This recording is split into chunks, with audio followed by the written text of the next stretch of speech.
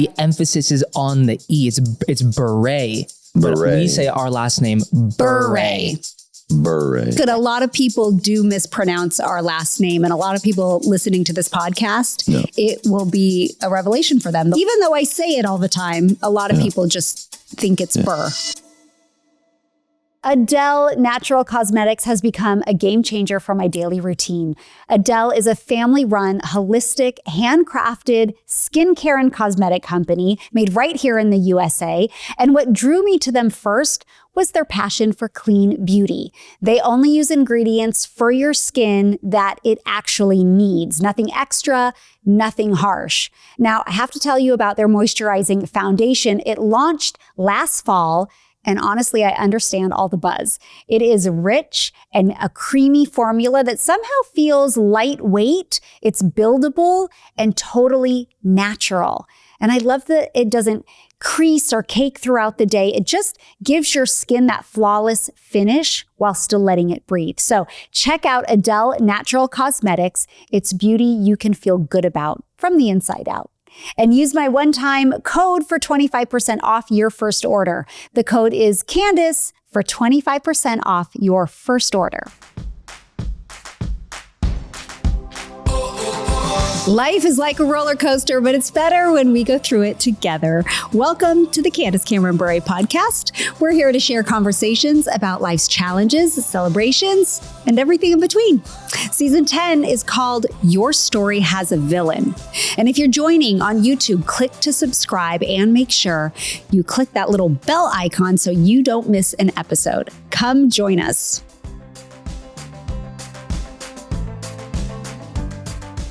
JP, Let's go. welcome Here we go. back. We're back at I'm it. liking the camo pants. Thank you. I'm going hunting after this, so I thought I would. Are you meeting up with the Robertsons? Yes, Do a little duck, yes. Shout duck out Willie. hunting. Willie's my guy. I wish they would take me hunting. I've tried. Have you gone? I know my brother's gone with them several times. Yeah, I haven't made that list yet. I'm not above that threshold. I think You'll get there. Lev has too, yeah. I have. I've gone hunting with them. See, everybody's going to me, Willie. Come on. Come on, Willie. Where's JP's invitation? What in the world?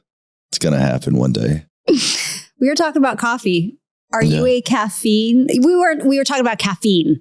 Are you a caffeine drinker? I'm a kind of a coffee snob, but like just black coffee. So I don't not lattes or oat milk or upside down, whatever, mocha. I just like black coffee. But I like when I visit somewhere, I love to like, hey, where's the good coffee shop? Yeah. Try out different roasters and whatnot. Yeah, you were telling me like in the same way that we get into all the details of wine in our family's business, you're the same way with coffee. Like you love it to that extent. Yeah, like the different tasting notes and whatnot. Sure. But that I don't know that that's really intellectually honest because I'm not that way about anything. And people are gonna be like, oh, he's pretentious. I'm really not. I'm a kid from a small town, South Texas. Grew up simple ways, but I do like coffee. But you enjoy your coffee. So you drink caffeine, Lev. Yeah. I know you drink caffeine. I love caffeine. I mean, I love drinking coffee. I'm only coffee right now. Yeah. So try to do no energy drinks or anything like that. Yeah. I love it kind of pains me when they drink the energy drinks in the morning before. Totally. Because they're bad for you. When I was in corporate America, I would have 2 energy drinks a day. And then like I remember a coworker turned me on to coffee and I was like, man, this stuff is amazing. And he was like, that's old school, man. And so then I started drinking coffee from there on out. And so now there's a guy on our staff that he just pounds the energy drinks. I'm like, bro, it's going to kill you. You got to stop. Can I put you on the spot and ask like favorite coffee? Oh yeah. For sure. Maybe I get a sponsorship or something. Perhaps. Brandywine Roasters is what it's called. And I think where are they out of? I was going to ask, do you know? Out of? I'm not sure, honestly. I'm not sure where they're located. It's not Texas. There's some amazing, and Waco has great coffee. Pinewood, Common Grounds, Four Keeps, some great coffee shops there. But Four Keeps is actually what turned me on to Brandywine Roasters. And so I would order stuff from there. But there, 10 Boone Coffee is one that I get. There's so many out there. There's some great ones. So many out there. I know we got Elliot and I for Christmas. Get me in trouble because somebody's going to be like, yeah, really? Who is this? Yeah. But Elliot and I got my dad for Christmas a subscription to a website that will send a different coffee every month. Yeah. And he's the really beans. The beans. Yeah, the beans. Because he's a big French press guy. So I'm a French press guy too. Really? Yeah, that's what I have every morning. Yeah. Come on. Something called the S press.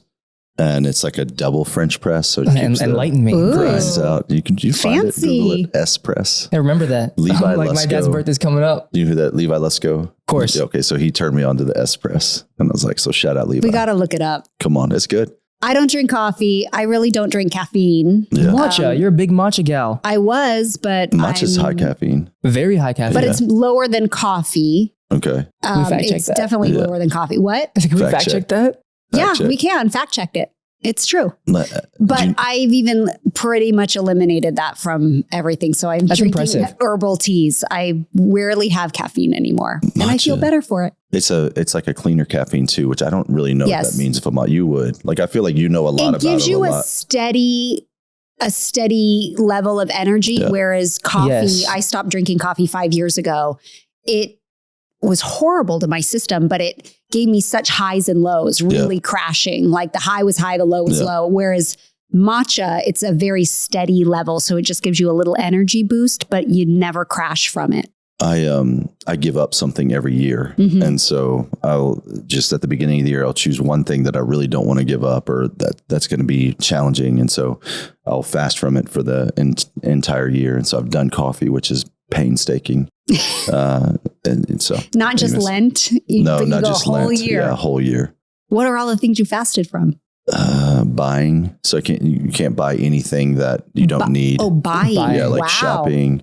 This year's alcohol. So I'm not a huge drinker, but I like a good Bure wine. Did I say that right? I feel like I could tell like one the thought time went through it, right? Think of like, you could just like a beret is fine. I think that's the easy. We put the emphasis on the on the U, on like the BU. Yeah. But I find that when people are having a hard time, just think of like the hat you wear, a beret. Yeah. You know, we say beret over beret, but it's just easier to remember it that way. It's not the hat. The hat, raspberry beret. The emphasis is on the E. It's beret. But we say our last name beret. Beret. Yes. Like Bure, I'm cold. I'm so cold. Bure. Yeah, you nailed it at the wedding. Don't worry about it. This is what happened though, because he was like, hey, can I just tell you one thing? I'm like, sure. What's up? You don't say my name correctly. And I was like, oh man. Okay, so tell me, how do I say it? And then that totally got in my head. Like from there on out, I'm like, okay. So it's beret. Beret. In the millions of things that there are to worry about in a wedding, he was just scared about saying the last name. But you nailed it. It was great. Beret.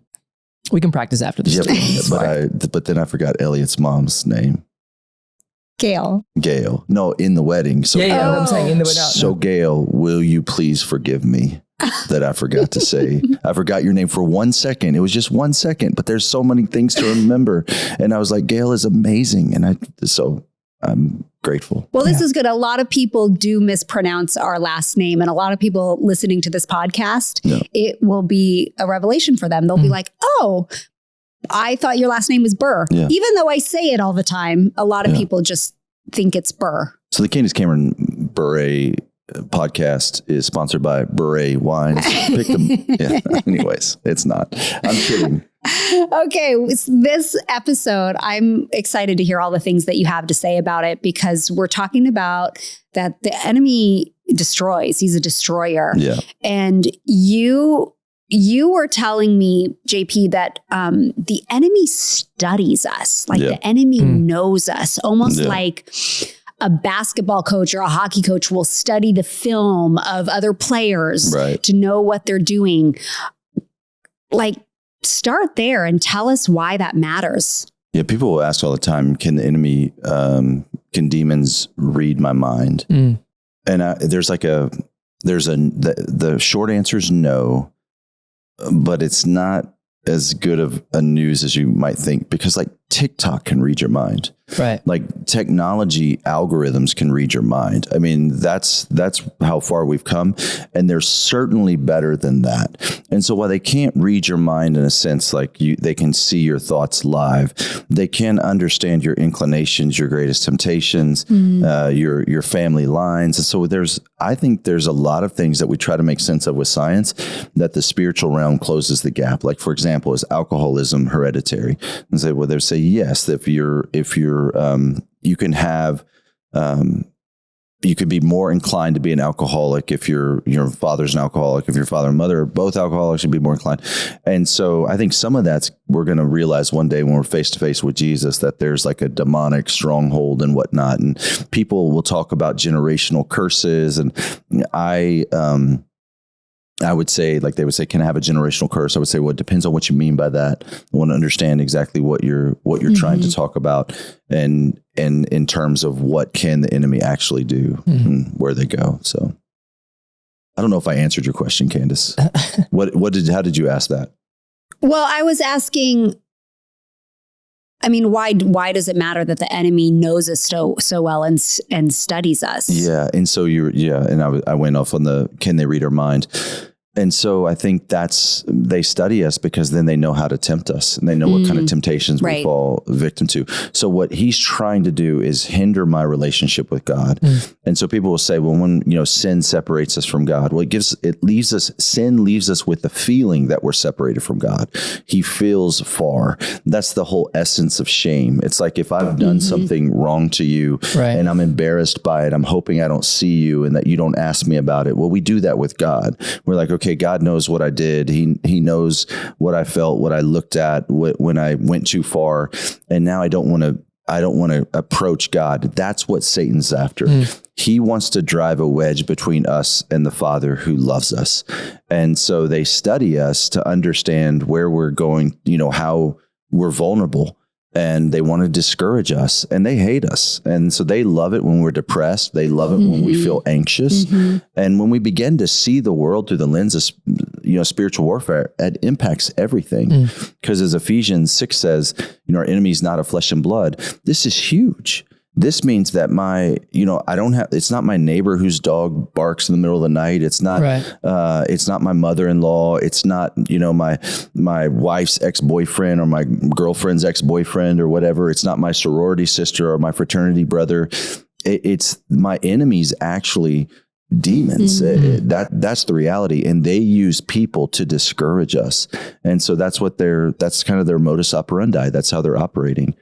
We know that Satan's not omnipresent. Is that correct? Right. He's not omnipresent. And you said he can't read our mind. Yeah. But I often wonder, when I'm talking out loud, whether it's in conversation to a friend or I'm praying out loud, the enemy hears everything. Yeah.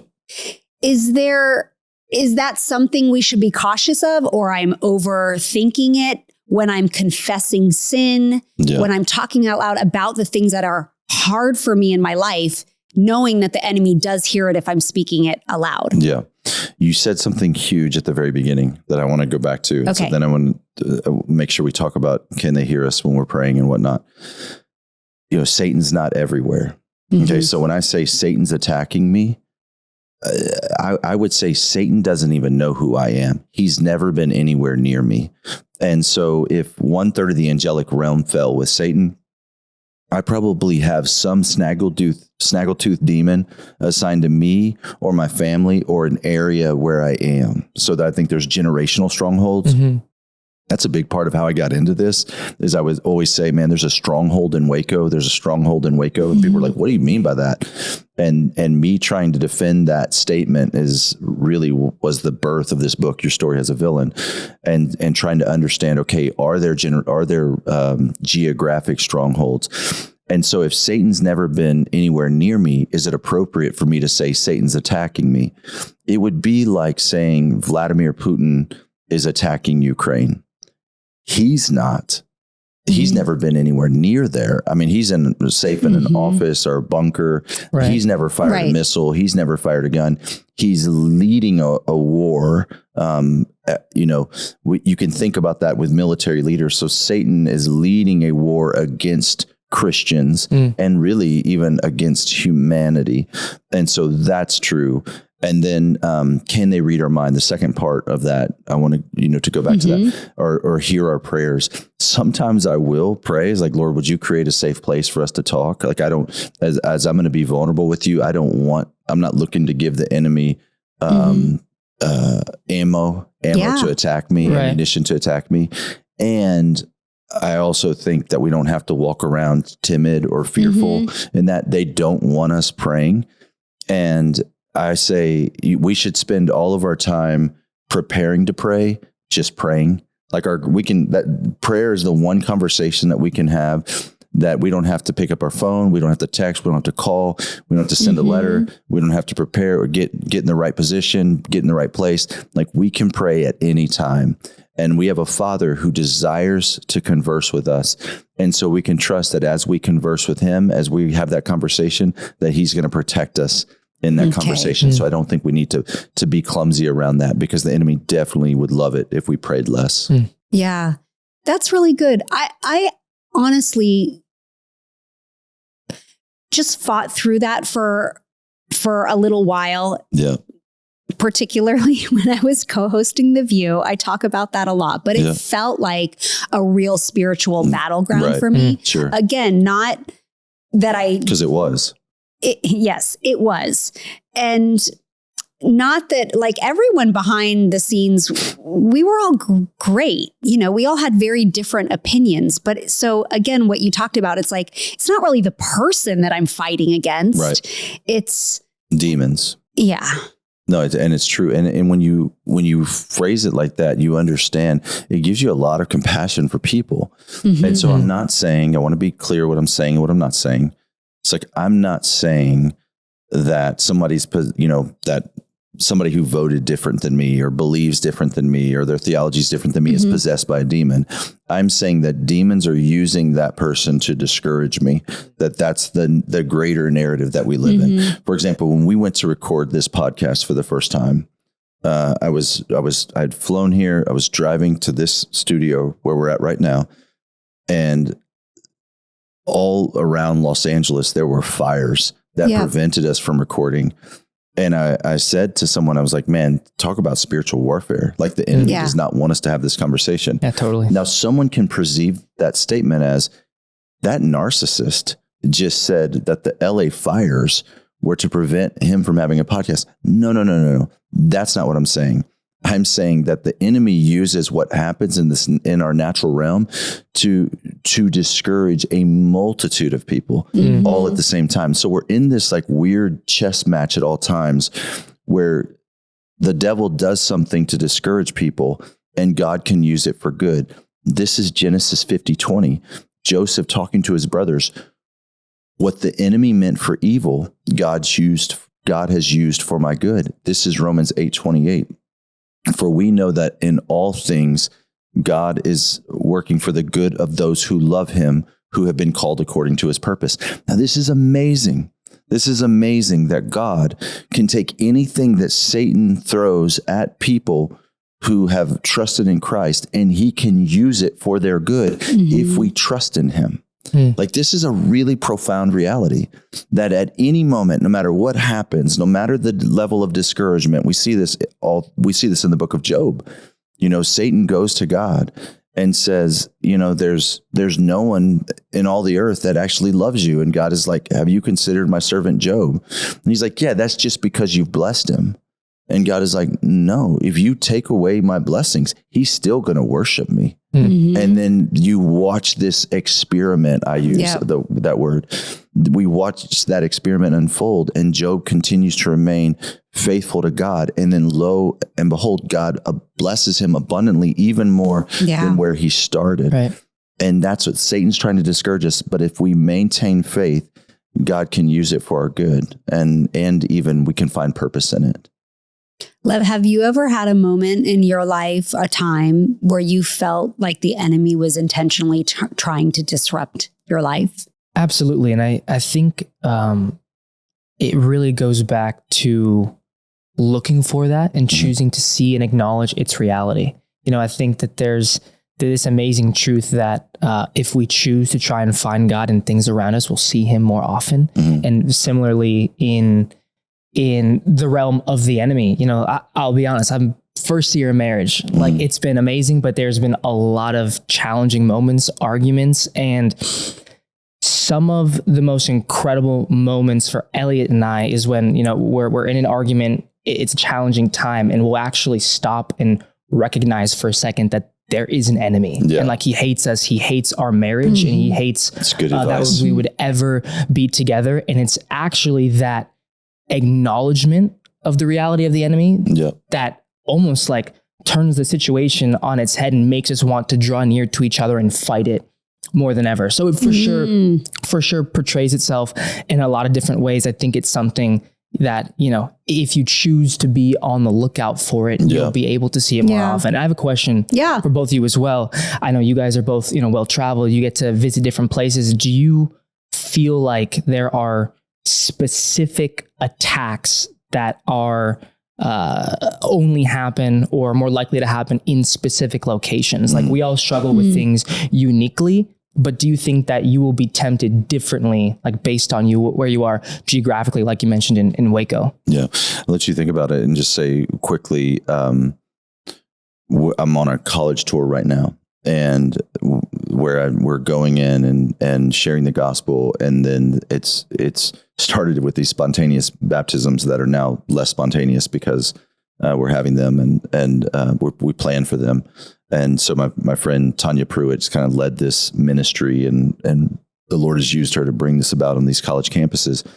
And the stories that you have as you're baptizing students, there's themes depending on the campus. And so it's like, I've been cutting myself. I've been cutting myself. I've been cutting myself. I've been cutting myself. I struggle with suicide ideation. I struggle with suicide ideation. I struggle with suicide ideation. I struggle with body image, bulimia, anorexia.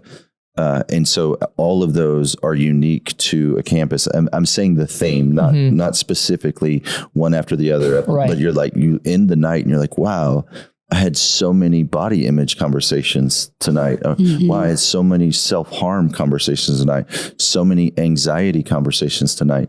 And so it seems like depending on the campus, there are unique strongholds. And then in Waco, the epicenter of Waco is a big Baptist university. And so it feels like there's this like spiritual facade, like cultural Christianity, like a stronghold of cultural Christianity there where people are like going to church out of a hobby. And so we're kind of on the front lines addressing that stronghold. Yeah. But the reason I was so excited for this conversation with you is because like I respect you for a number of things, just like fitness and acting and, but the biggest thing I would say is, and it's, talk about legacy. I mean, your family, you stand for truth in a place where so many don't. And so like, how has that been? Like, do you see that through a lens of spiritual warfare? Like, do you sense that as you've had to do that? Are you like, all right, the enemy's coming after me? Yeah. Thanks for that compliment. And I very much do see that. So many people say, why are you still in entertainment? It's so dark. It can be demonic. Why are you? But exactly. I'm like, well, God places all of us everywhere. If we were all just inside the church bubble, how would the rest of the world know about the light? So I'm here. But yeah, there have been times absolutely that it has felt darker than other places. Like for me, when I worked on the View, I was at a level of prayer and shielding myself, like putting on the armor of God every single day before I went to work. Because I really did feel like I was going into the battlefield. Again, not against the other hosts. It was just knowing what I was going to be talking about. And I was the only one that was going to have my opinion. How do I articulate that well? How do I share it? And I just know I'm going to be beat up by 4 other people. Yeah. And that, so that felt, even though there were lots of other great things about it that I really did enjoy about it, it just felt darker to me. Yeah. And I would just seek out the people that I knew that were working behind the scenes, whether it was the security guard or the costume designer. And you find people that just are a little bit more on the same page as you, and you kind of find light and encouragement there. Yeah. And then just overall, in entertainment, I'd say just the themes of what we see in entertainment. I mean, I turn the TV on and there's a whole plethora of things you can watch, whether on cable or different streaming services. And you look at some of the programming and it breaks my heart and it feels so dark. And that is why I do what I do, because I want to bring good programming and positive entertainment and just combat all the other stuff that a lot of people are doing, maybe with good intention and maybe incredibly talented, but the themes of it are just dark and demonic. And the NIV Application Bible features thousands of study notes drawn from the best-selling NIV Application Commentary series. Throughout the Bible, original meaning notes help you explore the meaning of the biblical text, while application notes help you relate the Bible's teachings to your everyday life. There are also book introductions that provide perspective and application for every book of the Bible, along with character profiles, questions to spur your own growth, and articles that explore the different aspects of God's character. Together, these tools will help you learn what the Bible means and discover what it means for your life today. Find out more at NIVapplicationbible.com. That's NIVapplicationbible.com. Grand Canyon University, a private Christian university in beautiful Phoenix, Arizona, believes that we're endowed by our Creator with certain unalienable rights to life, liberty, and the pursuit of happiness.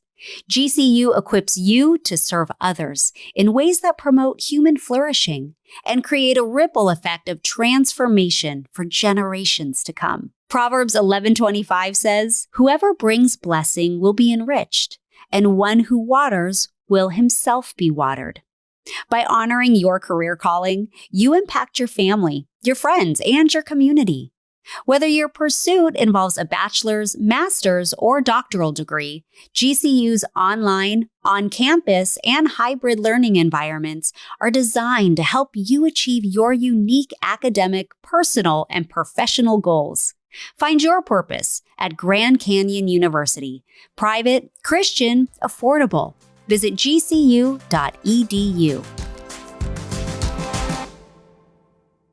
You 25? 25. Okay. And so I spend a lot of time with people in their early 20s, mid 20s. And I think there's an entire generation that when something's hard, they assume it's wrong. Right. Okay. So it's like I go out into the work world. I've graduated from college now. I get my job and I don't enjoy it. Like I thought my job was going to be a hobby, and I overlooked the reality that they're paying me to be there. And so it's like, when I don't enjoy it, it's like, wow, I went to college for this. I must have done the wrong thing. Now I need to go back and take the GMAT or go back to law school or whatever it is. Right. Right. I see that all the time, but you said something really key that I want to make sure that our listeners and viewers, it's a great application that in Matthew 5, this is Jesus teaching the most famous sermon of all time. It's the Sermon on the Mount. And he says, in the first century, lights were expensive. Okay. And you would have to be really mindful where you would put a light. You'd want to put it where it would give light to the whole house. And when Monica and I were building a house, we had the honor of the privilege of actually constructing our own home. And we had to sit down with the architect and determine where we would put lights. Well, in the 21st century, lights are still very expensive. And I just remember trying to cut the budget, and it's like, hey, let's put less lights there. It's like, because light fixtures are really expensive. And he was like, well, you're going to need 2 there. And I'm like, no, let's just put 1 with a mirror. We'll make a really bright one, Right. Yeah. And it was he was like, a mindful builder is really thoughtful as to where they put lights. Mm-hmm. And so we need to consider that as followers of Jesus is like, okay, God put us in places on purpose. Like he put me here in this classroom on purpose, intentionally to be a light. Like I have a greater purpose than just teaching these kids. He put me behind this counter at this coffee shop on purpose. I have a greater purpose than just serving great coffee. He put me behind, this bank. Like I can't, if you work at a bank, I can't go behind the counter. I'll get arrested, but you get paid to be there. It's crazy because like, as I talked about in another episode that we did going on these mission trips, I had to raise money to go on those trips. I had to learn how to say certain things in their language. I had to speak through an interpreter. I didn't understand the culture. I had to learn that men can't wear shorts in that culture or whatever it is. And yet today I'm going to be in a culture that I understand, where I'm compensated to be there. And I know the language because God, a masterful builder, has put me there as a light, as a greater purpose. This is Ephesians 2:10. For we are God's workmanship, created in Christ Jesus to do good works, which he's prepared in advance for us to do. And so I think we have to understand that in this spiritual war, God, this masterful builder, has put us in places on purpose. This is Acts 17. He determined when you would live, and he determined where you would live. And he has something that he wants to accomplish through you there. So sometimes even, where I would see the demonic working in that narrative is a good intentioned Christian saying, hey, Candace, why do you still work in entertainment? Right. That can be the demonic effort to discourage you. Hey, you should just go home. You should just run. You should just take life easy. Hey, you don't have to put up with this anymore. You should just quit. And that can be, we don't really understand, like that can be where the enemy works. That voice can be just as loud as, why do you believe what you believe? And why don't you, support that? Why don't you, participate in this? Or why don't you go to this party? Right. So sometimes the loudest voices are well-meaning Christians. Agreed. That's crazy. I think like one of the most cunning, the cunning characteristics of the enemy is he'll take something or someone that might be well-intentioned and he'll skew it just a little bit. Yeah. Take something good and change it just a little bit to become a lie. Facts. That's in Genesis. I mean, that's Genesis. That's even the apple. Exactly. It's Don't get me started on the apple. Got some hot takes there. It's got more caffeine than a cup of coffee. Shout out Biso. So when the enemy is looking to destroy us and it's scary for us, how do we learn to really trust God? Yeah, it's a great question. Ephesians chapter 6 is our handbook. And so as we think about how am I going to overcome the enemy, we have this, there's something that the scripture points us to is the spiritual armor.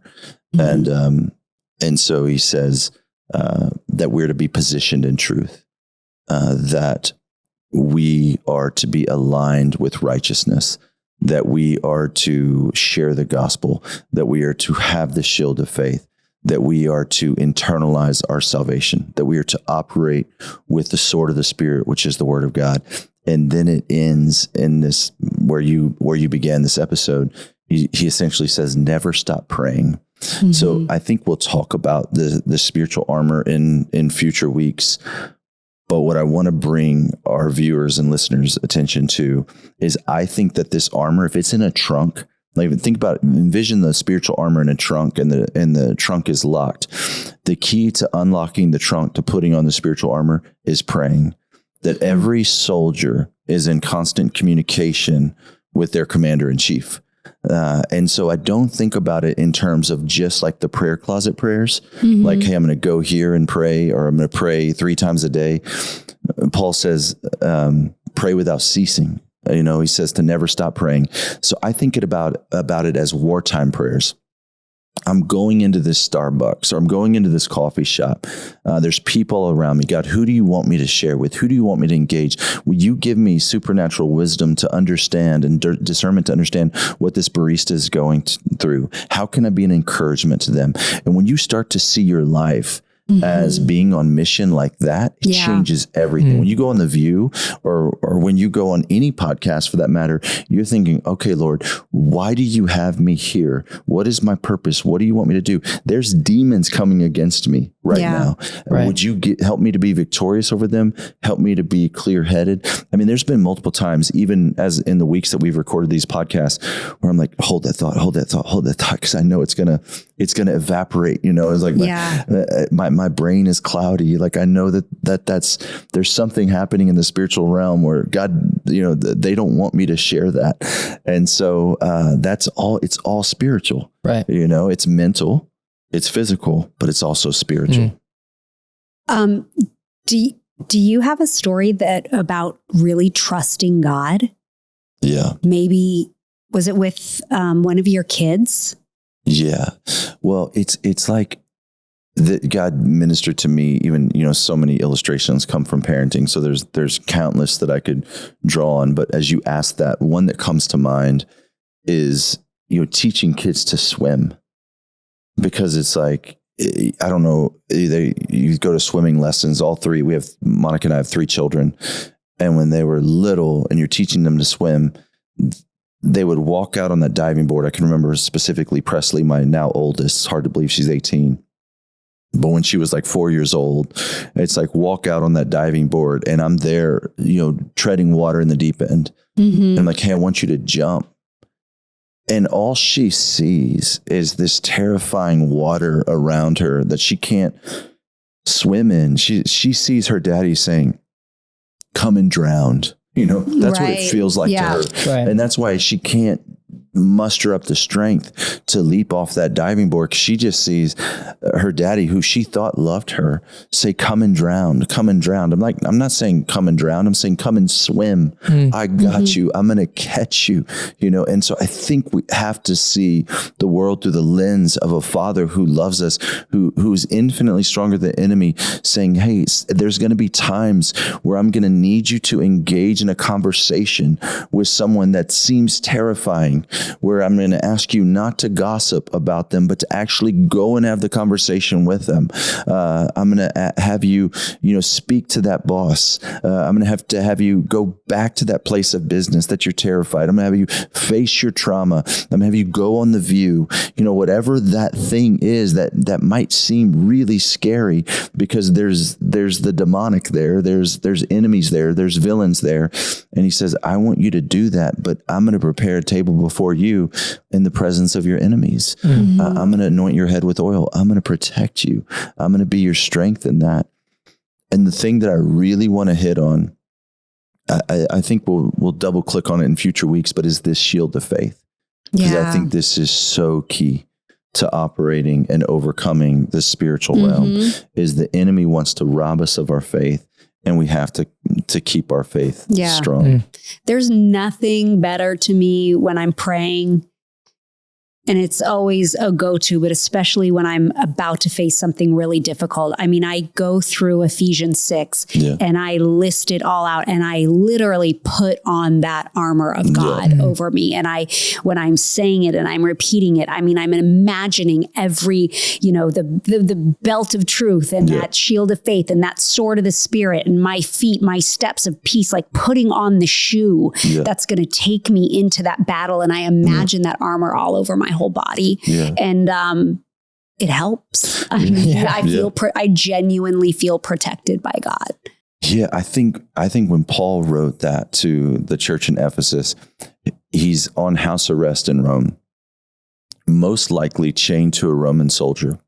If he's not chained to one, there's one nearby. And so he's looking for this illustration to really describe to us what a true follower of Jesus is. And so as he describes those articles of armor, in the Greek, it says, put on the full armor of God. So it's not like we can have one without the other. It's like we have to have all of those things to be the real soldier in the battle. It is the belt of truth, the breastplate of righteousness, the feet fitted with the readiness of the gospel, the shield of faith, the helmet of salvation, the sword of the Spirit, which is the word of God. Like we're operating with all of those things that all the time. And it's the only way that we can be, protected from the enemy. The only way. I think you don't want to miss that. Yeah. It's the only way. The only way. Yeah. Do you have a story or a time, Love, that you can think of that you, were really trusting God, that you were worried or nervous about or fearful of going into? And time for every day. I mean, like, I would even say, like, even in this season of marriage where you're faced with the temptation towards discouragement, like, what does it look like for you to operate that or navigate that with the armor of God? For sure. So speaking in transparency and vulnerability, which I think is something that I and Elliot and I both have learned from you, is something that we really look up to you. And I know you're really passionate about. I think that we've been discouraged by the enemy through just lies, like as simple as that. Yeah.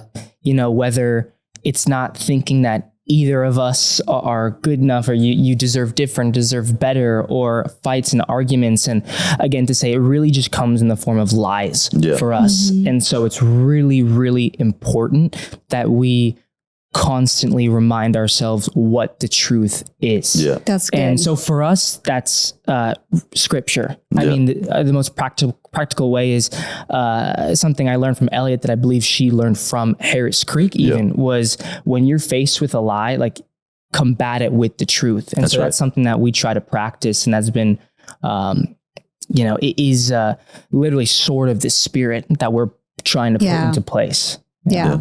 That's good. So feel like showing off, but that's not my heart at all. But I think just to show and explain people like what are things that you think people are tempted in today? Like any temptation that somebody faces today, like how might they be discouraged?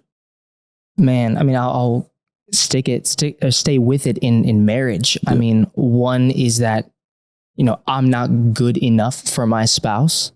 I think, contrastingly, it's like, I deserve better. So let's go there. And so he says, my grace is sufficient. My power is made perfect in weakness. So I'll boast all the more about my weakness. So, some friends of mine wrote a song called Embracing Accusations. So when the enemy says, I'm not good enough, I'm like, you're right. I'm not good enough, but my God is. Right. My God is good enough. And he says that he's going to finish the good works that he's actually started in me, that he's going to carry them out to completion. So we're combating that lie with the truth, the I deserve better. It's like, well, what do I actually deserve? Totally. I have the honor of serving for Mark 10:45, for the Son of Man did not come to be served, but to serve and to give his life as ransom for many. So Ephesians 5:25 says that you're going to love Elliot as Christ loved the church, absolutely, and gave his life for her. And so I say that. So maybe he says, hey, lust, take a second look at that. And so, well, no, Matthew 5 says that if my eye causes me to sin, I'm going to gouge it out. My hand causes me to sin, I'm going to cut it off. That if I look lustfully at someone, I've committed adultery. If he says, well, you're all alone, Deuteronomy 31:6 says that God's never left me nor forsake me. If he says, hey, you should be greedy, you should get that. Well, 1 Timothy 6 says, if I love money, I'll never have enough. Matthew 6 says, seek first his kingdom and his righteousness, all these things will be added. So whatever the lie the enemy throws at us, there is a combating truth. Right. And people say, oh, you're a pastor, you've of course you memorized. Like, no, listen, I've got ADD, dyslexia, lots of learning disabilities. I memorized the word out of a means to survival because the enemy lies. I mean, even as I woke up this morning, I'm 2 hours behind the church. And so I woke up with all these problems on my phone, waiting for me, just text messages to dig out of. And I just thought, of course, the enemy wants to discourage me this morning as we're going to have this really important conversation. And so I have to go then to the word and say, all right, what is the truth? What can I stand on? How can I overcome that? So yeah, absolutely. Thanks for that. Yeah. We're going to go to a listener question. Let's go. This week is from Aparna. I'm thinking that's how you say your name. Aparna. I hope Aparna. I like it. How do I remain faithful and hopeful when experiencing health issues at a young age while also taking care of a young family? It's heavy. Yeah, it is. How do I remain faithful and hopeful when experiencing health issues? I first want to just say I'm so sorry just for your health issues, because that's a way that the enemy can really just discourage me. It's like, if I don't feel well, I just like, man, if I've got a headache or I've got an issue going on with my heart, it doesn't beat correctly, and that can really discourage me. So I want to start before we even go into the practical, just to say, I'm really sorry for your health issues and all that you're carrying in this time. And I think the greatest encouragement I can give you is you're not home yet. You're on your way home, but you're not home. And so Jesus wept at the death of Lazarus, which is so interesting to me because he's going to raise him from the dead. And so it's like, how did he take the time to weep at the death of Lazarus when he knew he was going to raise him from the dead? And I think he was actually weeping at the possibility of death, saying, man, people weren't meant to get sick. People weren't meant to die. But that really is just a reminder that the world is not as it should be, and it's not as it will be, that God's going to come back and fix it. And so Paul describes, Paul can identify with sickness. He got sick. He was beaten multiple times with 39 lashes. He was shipwrecked. He was snake bitten. He was on the run from people who were formerly his friends and on run from bandits, it says.